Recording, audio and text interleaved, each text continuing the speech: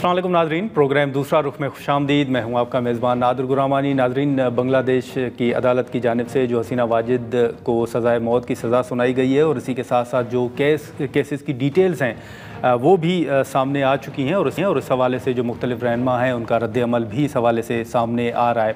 इसी के साथ साथ मुल्क के अंदर अगर बात करें तो आज़ाद कश्मीर में जो एक पाकिस्तान पीपल्स पार्टी का फ़ैसला हुआ था कि वहाँ पर वज़ीर आज़म के ख़िलाफ़ तहरीक अदम-ए-इत्माद लानी है, वो तहरीक अदम-ए-इत्माद आज कामयाब हुई और पीपल्स पार्टी के जो उम्मीदवार थे फैसल राठौड़ साहब, वो अब कायद ऐवान मुंतखब हो गए हैं। जो तहरीक अदम-ए-इत्माद थी वो कामयाब हो गई है।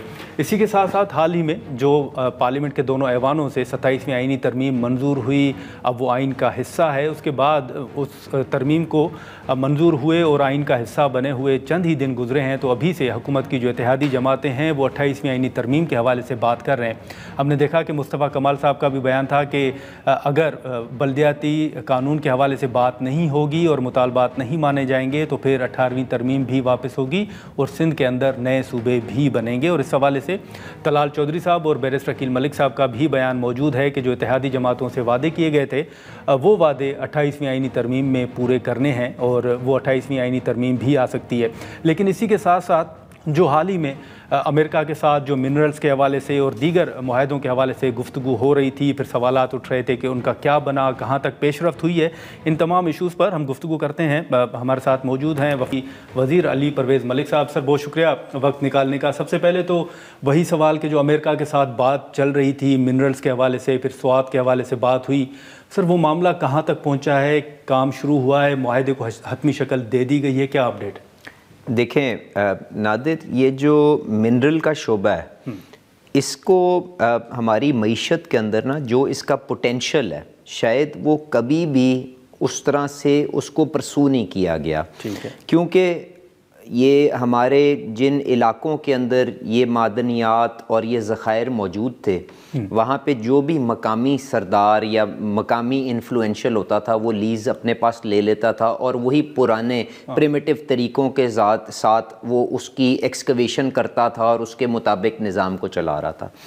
तो एक फ़ैसला जो प्राइम मिनिस्टर साहब की क़यादत में और इसमें फ़ील्ड मार्शल साहब का भी बहुत बड़ा किरदार है, क्योंकि दोनों ने कहा कि जी अगर दुनिया के अंदर आपने ग्रीन इकोनॉमी की तरफ ट्रांजिशन करना है, इमर्जिंग टेक्नोलॉजीज़ की तरफ जाना है, तो आपको कौन से वो एलिमेंट्स हैं जिनकी आगे ज़रूरत बढ़ जाएगी और उसकी एक्सकवेशन का क्या यहाँ पे पोटेंशियल मौजूद है, उसको मैप करना। उसके बाद ये सारी की सारी जो सरमायाकारी होती है नादिर जी, ये साल हाँ साल दरकार होते हैं इनको इस्टेब्लिश करने में, एक्सट्रैक्ट करने में, उसका इंफ्रास्ट्रक्चर बिल्ड करने में। तो ये पूरी हुकूमत ने तहैया किया कि ए पॉलिटिकल बेसिस के ऊपर।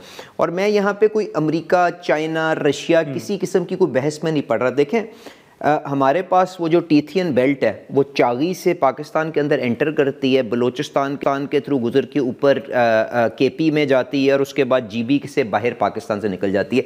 यहाँ पे कुछ ना कुछ एलिमेंट्स हर किसी के पास दरकार हैं, मौजूद हैं, इंडिकेशंस मौजूद हैं। हमने ये फ़ैसला किया मैकेनाइज्ड, रिस्पॉन्सिबल और सस्टेनेबल माइनिंग को प्रमोट करने के लिए जहाँ से कोऑपरेशन मिलेगी हम उनके साथ प्रोजेक्ट टू प्रोजेक्ट लेके चलेंगे। आप जानते हैं सबसे पहला जो आपका मैकेनाइज्ड माइनिंग का प्रोजेक्ट था सैंडक, वो चाइनीज़ एमसीसी कंपनी के साथ था। उसके बाद स्यादिक उनके साथ डेवलपमेंट के अंदर है। रिकोडिक जिसको आप नॉर्थ अमेरिकन एक कंपनी की ऑपरेटरशिप में आगे लेके चल रहे हैं वो वहाँ पे मौजूद है। इसी तरह American technology providers, American service providers and regardless of के जी वो कौन से मुल्क से ताल्लुक़ हैं, हम इसको एक ज़िम्मेदार अंदाज में आगे लेके चलाना चाहते हैं। क्योंकि माइनिंग की कंट्रीब्यूशन जो हमारे ख्याल से इस पाकिस्तान की मईशत में होनी चाहिए वो अभी रियलाइज़ नहीं हुई। ठीक है। तो उसके लिए हर तरफ से कोऑपरेशन बढ़ाएंगे और आप इस सेक्टर का एक बिल्कुल ऑर्गेनाइज्ड अंदाज के अंदर आप इसको आगे बढ़ता हुआ देखेंगे। आप जानते हैं इस साल अप्रैल के अंदर पाकिस्तान मिनरल इन्वेस्टमेंट फोरम हमने की, वहाँ पे यूएस स्टेट डिपार्टमेंट से लोग आए, चाइनीज़ वहाँ पे माइनिंग कंपनीज़ के लोग मौजूद हुए, टर्की से उनके जो पेट्रोलियम एंड ऑयल के वज़ीर थे और वो शायद आगे भी आप अच्छी खबरें सुनेंगे आपके पास, वो दोबारा विज़िट पे आ रहे हैं। तो इसी तरह से हम तो इसको ए पॉलिटिकल अंदाज में लेके चल रहे हैं और it is not about US alliance, Chinese alliance और एनी अलायंस। हमें اپنا پوٹینشیل نکالنے کے لیے جو بھی ٹیکنالوجی یا سرمایہ درکار ہوگا اس کے لیے جو بھی کوآپریشن کرنی پڑے گی. لیکن سر یہ کام کب سے شروع ہوتے ہوئے دیکھ رہے ہیں آپ؟ معاہدوں کو حتمی شکل دے دی گئی؟ دیکھیں اب فرق سٹیجز ہوتی ہیں نا نادر. دیکھیں سینڈک تو آپریشنل ہے, ٹھیک ہے, سیادک انڈر ڈیولپمنٹ ہے, ریکوڈک فائنینشیل کلوز اس کا ہو گیا ہوا ہے صرف یو ایس ایگزیم بینک, کیونکہ امریکن حکومت شٹ ڈاؤن کے اندر تھی, ٹھیک ہے, وہ $1 بلین کا اس کا فائنینشیل کمٹمنٹ رہ گئی ہے. ادروائز $7.5 بلین جو فیز 1 کو کمپلیٹ کرنے کے لیے اس کا فائنینشیل کلوز ہو گیا ہے, تو ڈیولپمنٹ کے اندر وہ پروجیکٹ بھی جا چکا ہوا ہے.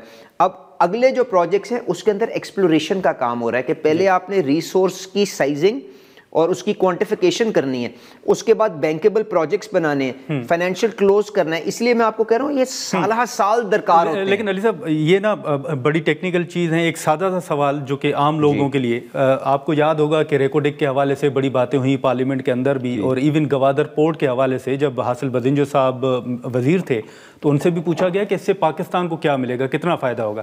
اگر یہی سادہ سوال میں آپ کے سامنے رکھوں کہ اس سے پاکستان کو کیا ملے گا؟ دیکھیں نادر, آپ اب اس کو بھی یہ کوئی $1 ویلیو نہیں لگا سکتے. ریکوڈک جب چلے گا 4 لاکھ ٹن کاپر ایکسپورٹ کرے گا, اربوں ڈالر کی ایکسپورٹ پروسیڈز رہیں گی. اس کے علاوہ اس علاقے کی ڈیولپمنٹ کے لیے آج جا کے دیکھیں بیرک گولڈ کی مدد کے ساتھ وہاں پہ ہسپتال موجود ہیں, وہاں پہ اسکول بچیوں کے موجود ہیں, ٹرین کا انفراسٹرکچر ہو رہا ہے تاکہ اس علاقے کو آپ کے جو کنیکٹیوٹی دی جا سکے. تو اسی طرح علاقوں کی ڈیولپمنٹ ہوتی ہے نا, اسی طرح نظام کو بہتر کیا جاتا ہے نا. لیکن سر ایک خبر, معذرت آپ کی بات کاٹ رہا ہوں, یہ میرے سامنے بھی تھی کہ جو آئل آف شور ایکسپلوریشن کے بلاک سے ایوارڈ کیے گئے ہیں, اس کے نتائج یا اس کا رزلٹ آپ آنے والے دنوں میں کیا دیکھ رہے ہیں, کیا چیلنجز؟ اب آپ نے وہ بات کر ہی دی, میں اس کی طرف آ جاتا ہوں کہ دیکھیں 2-3 مراحل تھے جن کو ہمیں طے کرنا تھا. جب میں نے یہ وزارت سنبھالی تو گیس کا شعبہ بڑی برے ایک کرائسس کے اندر پھنسا ہوا تھا, اور آپ جانتے ہیں آپ کے پاس امپورٹڈ ایندھن اتنا آ رہا تھا کہ آپ کو مکانی اپنے کنویں بند کرنے پڑ رہے تھے. تو نہ صرف اس مسئلے کو کافی حد تک ہم نے حل کر لیا, اور آپ چند دنوں کے اندر, میں اب آپ سے کوئی ہفتوں کی بات بھی نہیں کر رہا, اچھی خبر سنیں گے, جس کے بعد ہماری مقامی کنویں بھی دوبارہ اپنے پوٹینشیل کے اوپر آ جائیں گے. اور جب مقامی جو کنویں آپ کے موجود ہیں جب وہ چلیں گے تو اس کے بعد ہی کوئی نئے کنووں کے اندر سرمایہ کاری کرنا چاہے گا نا. تو آپ دیکھیں گے ان قریب, جو میں آپ کو ٹرکش منسٹر کی بات کر رہا تھا, وہ یہاں پہ ٹرکش پیٹرولیم کے بہاف پہ معاہدے سائن کرنے آئیں گے, جس کے بعد وہ آف شور بلاک سی کے اندر ایکسپلوریشن کا آغاز ہوگا. اس کے علاوہ آن شور بھی آپ دیکھیں گے ٹرکش پیٹرولیم آ کے بلاکس کے اندر اپنے پی سی ایس کو سائن کرے گی, اور اس کے اندر بھی ایکسکیویشن ایکسپلوریشن کا کام شروع ہوگا. ایریاز کون سے ہوں؟ تو میں آپ سے گزارش یہ کر رہا ہوں کہ ہمیں جو مقصد رکھنا ہے وہ یہ ہے کہ اپنے توانائی کے شعبے کو سسٹینیبل بنانا ہے, اور اس کے اندر بین الاقوامی سرمایہ کاری لانی ہے, اور ان کو تحفظ دینا ہے تاکہ لوگ وہ جو $100 ملین کا ایک کنواں بنتا ہے, اور اس کے بعد یہ بھی نہیں پتا ہوتا کہ اس میں سے تیل نکلنا ہے کہ نہیں نکلنا ہے, اور آپ کو اس پروسیس کو آگے لے کے چلنا ہوتا ہے, آپ اس قسم کی سرمایہ کاری کو پاکستان میں لا سکیں. تو ہم نے اس کا آغاز کر دیا ہے, اور یہ شہباز شریف صاحب کا جو مقصد تھا کہ انڈیجنائز کرنا, کہ مقامی ایندھن کی دریافت کو بڑھانا اور توانائی کے شعبے کے اندر سسٹینیبلٹی لانا, یہ اسی ایجنڈے کے اوپر ہم آگے لے کے چل رہے ہیں. اور اسی مہینے نہیں تو اگلے مہینے تک آپ کو یہ ساری اچھی خبریں جو ہم پچھلے 6 مہینے سے جس کے اوپر کام کر رہے تھے آپ کو پیٹرولیم کے شعبے سے ملنی شروع ہو جائیں گے. اچھا سر, ایک مجھے صرف ایک سادہ سا سوال ہوگا, اس کے بعد ہم بریک کی طرف جائیں گے. یہ جو پیٹرول کی قیمتوں کے حوالے سے ہم نے دیکھا کہ ڈیزل کی قیمتوں میں اضافہ ہوا ہے, لیکن حکومت کے اوپر ایک تنقید ہوتی ہے کہ عالمی مارکیٹ میں پیٹرول کی قیمتیں کم ہو رہی ہیں, پاکستان کے اندر بڑھ رہی ہیں. تو یہ آپ آنے والے دنوں میں کوئی پیٹرول کی قیمتیں کم ہوتے دیکھ رہے ہیں؟ نادر, گزارش یہ ہے کہ میں ڈیزل کے اوپر لوگ تنقید کر رہے ہیں, مجھے یہ بتائیں کہ ایک ملک جو تیل کو امپورٹ کرتا ہو اس کے بس میں کتنا کو ہے کہ وہ تیل کی قیمت کو اوپر نیچے کر دے.